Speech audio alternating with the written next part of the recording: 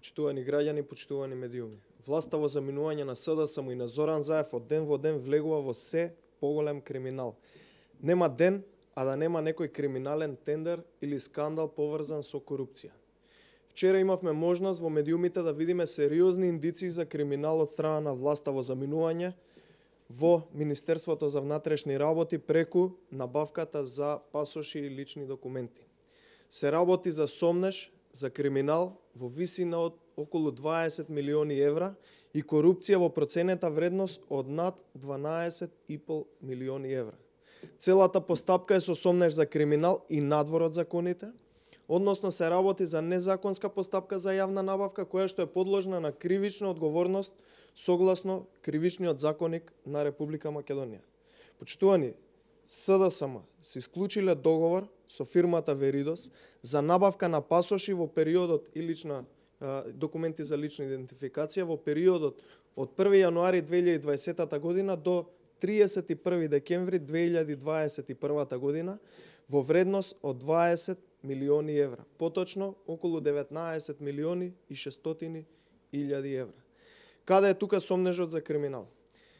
Најнапред и најпрвин, согласно планот за набавка на пасоши и документи за лична идентификација во Министерството за внатрешни работи во текот на 2019 година, предвидени биле средства во висина од околу 7 милиони евра за истата јавна набавка.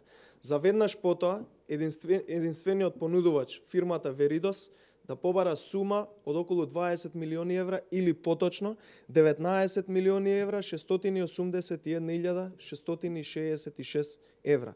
Сума која што веднаш е обезбедена од страна на владата на СДСМ во текот на постапката. Целата постапка е сомнителна и незаконска во роковите околу јавната набавка. Договорот за рамковната спогодба во висина од 19 милиони 681.666 евра е склучена на 5.12.2019 година, а одлуката за избор и извештајот за постапката за оваа јавна набавка се склучени и архивирани на 6.12.2019 година, односно еден ден подоцна откако е склучена рамковната спогодба од страна на МВР со фирмата Веридос.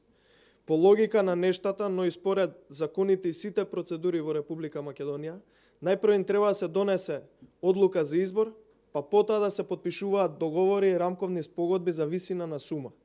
Но очигледно на СДСМ им се брзало првин да го договорат финансискиот дел, па потоа законските процедури да ги запазат, односно да не ги запазат. Дали институциите и јавното обвинителство ја следеле оваа постапка и дали после ова јавно обелоденување ќе отворат постапка во јавното обвинителство да испитаат дали има сериозни индиции, односно дали има криминал.